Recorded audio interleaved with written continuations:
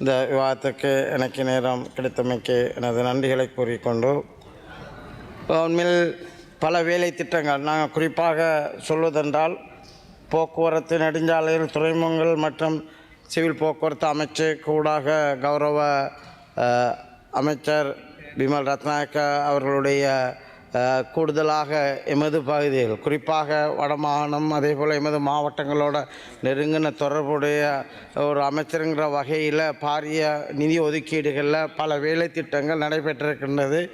குறிப்பாக கூறுவதென்றால் வீதி வேலை திட்டங்கள் எடுக்கலாம், பாலங்கள், அதே போல் வேலை திட்டங்கள்னு சொல்லி பல ஆயிரம் மில்லியன்கள் ஒதுக்கப்பட்டு அதில் என்ன ஒரு நிலை என்றால், அந்த குறுகிய காலத்தில் இந்த முறை ஒதுக்கப்பட்டிருக்கிறதால அந்த வேலைகள், அந்த நிதிக்குரிய வேலைகள் ஒன்றும் நடந்து முடியவில்லை. ஆனால் ஆரம்ப கட்டத்தில் இருக்குது. உண்மையில் இருந்தாலும் அந்த வகையில் நான் கௌரவ அமைச்சர் அவர்களுக்கு இந்த இடத்துல நன்றிகளை கூறிக்கொள்கின்றேன். அதே போல் நாங்கள் எடுத்தால் நகர அபிவிருத்தி சம்பந்தமாகவும் நாங்கள் பார்த்தால் பல வேலை திட்டங்கள், உண்மையிலே அங்கு இருக்கின்ற இலவசமான மின்சார இணைப்பு, நீர் இணைப்பு, அதே போல் ஏனைய வேலை திட்டங்கள் என்று சொல்லி பாரிய வேலை திட்டங்கள் நடைபெறுகின்றது. வீடு அமைக்கிறதையும் எடுத்துக்கொண்டாலும் அவ்வாறான அந்த வேலை திட்டங்கள் கடந்த காலங்கள் மாறி தொடர்ச்சியாக நடப்பதற்குரிய ஏற்பாடுகள் செய்த அந்த அமைச்சருக்கும் இந்த இடத்துல நன்றிகளை கூறிக்கொண்டு, குறிப்பாக இந்த வீடு என்று எடுத்துக்கொண்டால் நாங்கள் குறிப்பாக பார்க்கணும், முன்னும் அந்த 10 லட்சம் வழங்கப்படுறது, அந்த 10 லட்சத்தில் செய்யக்கூடியங்கிற அமைப்பில் குறிப்பாக கூறுகின்றால் இந்த ஏனைய பகுதிகளில் அதற்குரிய அந்த கிராம மட்ட அமைப்புகளோ அல்லது சில அமைப்பினர் ஈடுபாடோடு அதில் செய்யலாம் என்று கூறுகின்றார்கள். ஆனால் அந்த பகுதியில் கொஞ்சம் அது அவ்வாறான ஏற்பாடுகள் இல்லை. எதிர்காலத்தில் அந்த 10 லட்சம் வீடு திட்டத்திலையும் அந்த நிலைகளை ஏற்படுத்தி அவ்வாறு அதுக்குள்ளே வீடு கட்டக்கூடியதாக ஏற்பாடுகளை செய்யுங்கள். ஆனால் உங்களுக்கு தெரியும், யுத்தத்தால் கடுமையாக பாதிக்கப்பட்ட பகுதி, உங்களோட மீள்குடியேற்ற அமைச்சம் இந்த நகர அபிவிருத்திக்குள்ளே இருக்கின்றது. ஆனால் சரியான கடந்த காலங்களில் மீள்குடியேற்றம் திட்டமிட்ட அடிப்படைகளில் சரியாக நடைபெறவில்லை என்பதுதான் என்னுடைய கருத்து. அதால் நீங்கள் அது சம்பந்தமாக ஒரு ஒரு ஒரு குழுவை சரியாக தரவுகளை எடுத்து அந்த வேலை திட்டத்தை, இனி மீள்குடியேற்றத்துக்குன்னு தனி அமைச்சு தேவையில்லைங்கிறது இருக்கலாம், ஆனால் அது பூரணப்படுத்தப்படவில்லை. ஒன்றும் ஒரு குறிப்பான ஒரு சமூக புத்தளத்தில் இருக்கின்றார்கள், அவர்களை மீள்குடியேற்றத்துக்குரிய அந்த திட்டங்கள் சரியான செயல்படுத்தவில்லை. அதே போல் அந்த அமைச்சுக்குரிய ஒரு பிரிவால் மீள்குடிய நீண்ட காலமாக இடம்பெயர்ந்த மக்களை மீள்குடியேற்றுங்கிற ஒரு பிரிவுகளால் பல வேலை திட்டங்கள் ஆரம்பிக்கப்பட்டுச்சு. குறிப்பாக சொல்வதென்றால் பல பாடசாலை கட்டிடங்கள், அதே மாதிரி கலாச்சார மண்டபங்கள், அதெல்லாம் இன்றைக்கு அறவாசியோடு நிற்கின்றது.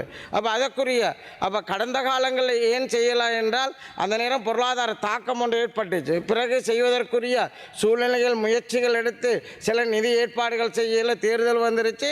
அதுக்கு பிறகு மக்கள் ஊழலை ஒழிப்பதற்காகவும் நேர்மையான ஒரு ஆட்சி செய்வதற்காக உங்களை மக்கள் தெரிவு செஞ்சிருக்கின்றார்கள். அவ்வாறான அந்த நிப்பாட்டிய வேலை திட்டங்களை கைவிடாமல் அதை செய்து முடிக்குமாறு, அந்த செய்து மக்கள் பாவனைக்கு கொடுக்குமாறு நான் இந்த இடத்துல கேட்டுக்கொள்கிறேன். அதே போல் நாங்கள் குறிப்பாக எடுத்தால் 2024 மார்ச் 18 அன்று வெளியிடப்பட்ட ஐரோப்பிய ஆணைக்குழுவின் அறிக்கையின்படி புதிய கார்கள் மற்றும் வேன்களின் கார்பன் ஆக்சைடு CO2 வெளியேற்ற உண்மையான அளவுக்கும் வாகன பரிசோதனை சான்றிதழ் அறிக்கைக்கும் இடையில் பல வித்தியாசங்கள் காணப்படுகின்றன. வாகனங்கள் போகாமலே அந்த சான்றிதழ்கள் சில இடத்துல கொடுக்கப்படுறதாக நாங்கள் அறியக்கூடியதாக இருக்கின்றது. அப்போ இது ஒரு சுகாதார சீர்கேடு, பாரிய ஒரு பாதிப்புங்கிற அடிப்படையில் இந்த நிலைமைகள் இருந்தால் இது ஒரு பாரிய ஒரு பாதிப்பை ஏற்படுத்தும் என்பதனை நாங்கள் இங்கே தெரிஞ்சு கொள்ளணும். அது குறிப்பாக சொல்வதென்றால் இதன் மூலம் தனியார் நிறுவனம் ஒன்றுக்கு நான் அண்மையில் 27/2 அமைச்சர் அவர்கிட்ட இருந்து கேட்டதுக்கு அமைச்சர் தந்த பதில் அடிப்படையில் கிட்டத்தட்ட 484 கோடி ரூபாய் ஒரு வருடத்துக்குரிய வருமானமாக இருந்ததில் 364 கோடி ரூபாய் தனியார் துறையினருக்கு போயிருக்கின்றது. இவ்வளவு எதையோ அரசு நிறுவனங்கள் செய்யக்கூடியதாக இருக்கின்றன.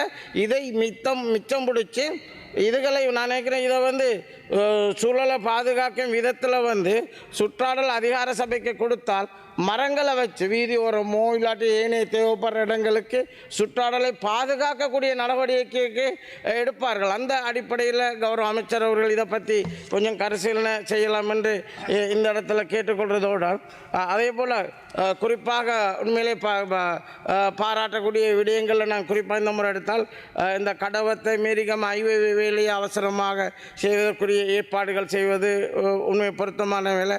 அதே மாதிரி நாங்கள் அடிக்கொருக்கா பல இடங்கள்லையும் கேட்டோம், பல முயற்சிகள் எடுத்தோம். எங்களோட மாவட்ட ஒருங்கிணைப்பு குழுவில் கதைச்சுக்கிறோம். புத்தளம் இலவங்கலம் ஊடாக மன்னாருக்கு போகின்ற அந்த பாதையை, ஆனால் அது நீதிமன்ற தடை உத்தரவால் நிப்பாட்டப்பட்டிருக்கு, நீதிமன்றம் தீர்ப்பால் அது நிப்பாட்டப்பட்டிருக்கின்றது. ஆனால் அதுக்காக அந்த நேரத்தில் நாங்கள் பார்த்தோம், கடலோரமாக அந்த வீதியை கொண்டு போவதற்குரியது, அது சம்பந்தமாகவும் அமைச்சர் கொஞ்சம் அதற்குரிய ஏற்பாடுகளை பார்த்து அந்த வீதி வரும் பொழுது பாரிய ஒரு அபிவிருத்தி நடக்கும். ஏன் உங்களுக்கு தெரியும், உண்மையிலே இந்த வீதி எதற்காக நிப்பாட்டப்பட்டிருக்குது என்று நாங்கள் அங்கங்கே போக தேவையில்லை. இதை நான் குறிப்பாக சொல்வதென்றால் கூடுதலாக பேசி நாங்கள் அந்த அமர்ந்து கிடக்கிறத பெருசாக்குறன்னு இல்லை, ஆனால் தேவைப்பாடு இருக்குது. நான் நினைக்கின்றேன் கட்டாயம் அமைச்சருக்கு இது தெரியும், ஒரு திட்டமிட்ட சிலருடைய ஏற்பாடால் தான் இந்த வீதி நிப்பாட்டப்பட்டிருக்குது. அந்த அடிப்படையில் அவசரமாக அதற்குரிய ஏற்பாடுகளையும் செய்து தரணுன்னு கேட்குறதோடு, இந்த தலைமன்னார் ராமேஸ்வரம் பெரி சர்வீஸ் அந்த ஆரம்பிக்க போது டெண்டர் போட போதெல்லாம் இருந்துச்சு 2024.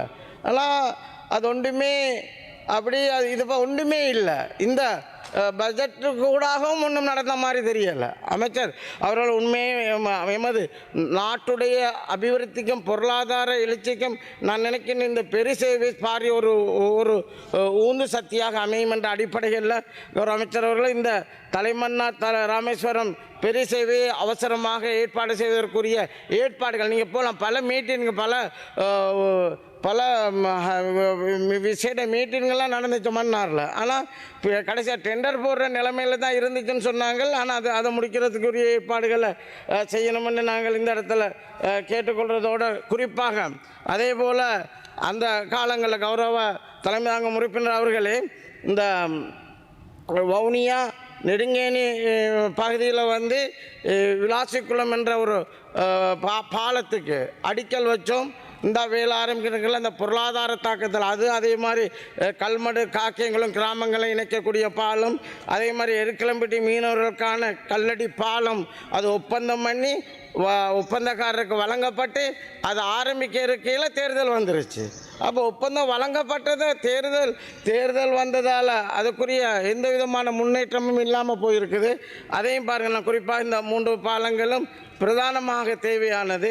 நாங்கள் இந்த இடத்துல நீங்கள் உங்களுடைய வேலை திட்டங்களில் கடந்த அரசாங்கம் ஆரம்பித்து தேவையானதை செஞ்சுக்கிறீங்கள். அந்த அடிப்படையில் இதுகளையும் எடுத்து செய்யணும்னு நான் கேட்டுக்கிறதோடு, குறிப்பாக நாங்கள் மன்னார் வவுனியா முல்லைத்தீவு சிடிபியில் நாங்கள் எடுத்துக்கிட்டோம், போக்குவரத்து சேவைகள் எடுத்துக்கிட்டால் சிடிபி ஊடாக கிட்டத்தட்ட அவர்களுக்கு வழங்கப்பட்டுக்கிற அட்டவணையில் 100% சேவையில் எல்லா பகுதிகளிலையும் 60% தான் நடக்கின்றது. மீதி செய்ய முடியாத காரணம் பல பஸ்கள் ரிப்பேராக இருக்குது. அப்போ அதுக்குரிய அதுக்குரிய என்ஜின்களுக்குரிய உதிரி பாகங்கள், ஏனைய உதிரி பாகங்கள் பற்றாக்குறையால் ஒன்றும் நிற்கின்றது. அதுகளை செய்கிறதோடு புதிதாக இப்போ இதால் மாணவர்களிலிருந்து அதே மாதிரி அரசு உத்தியோகத்தர்கள் பொதுமக்கள் உறுப்பினர்களே உங்களுக்கு 2 நிமிடங்கள் இருக்கின்றன. பாரிய பிரச்சனைகளுக்கு முகம் கொடுக்கின்றால் உண்மையிலே போக்குவரத்துங்கிறது பாரிய பிரச்சனை. யாழ்ப்பாணத்திலிருந்து மன்னாருக்கு வரணும், யாழ்ப்பாணத்திலிருந்து வவுனியாவுக்கு அதிகாரிகள் வர்றாங்க இந்த நாளும். அப்போ அந்த அடிப்படையில் தேவையான பஸ், அடுத்த சாரதிகள், கொண்டக்டர்னு சொல்லி அந்த தேவைகளை அடையாளப்படுத்தி விரைவாக, ஏன்னா நீங்கள் இன்டர்வியூ கால் பண்ணிக்கிறீங்கள், எடுப்பதற்குரிய நடவடிக்கை இருக்குது, விரைவுபடுத்தி அதை செய்து தருமாறு தயவான இந்த இடத்துல கேட்டுக்கொள்வதோடு, அதே போல் குறிப்பாக சொல்கிறால் மன்னார் சிடிபிக்குரிய காணி 12 ஏக்கர். ஆனால் அது ஒன்றும்